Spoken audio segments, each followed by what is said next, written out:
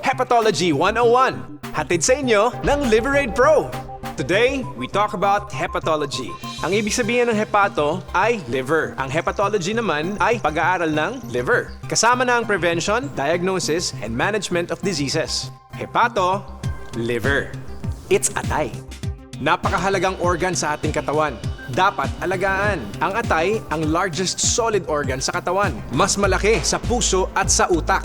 Isa pa, maraming functions ang liver sa katawan tulad ng metabolism, storage, detoxification, blood clotting at marami pang iba. Ito malupit. Ang atay ang tanging solid organ na kayang mag-regenerate. Pag na-damage, maaaring magbalik ang anyo at functions nito. Mahalaga ang atay. Kaya dapat alagaan with proper diet and exercise. Pag napabayaan, atay tayo dyan.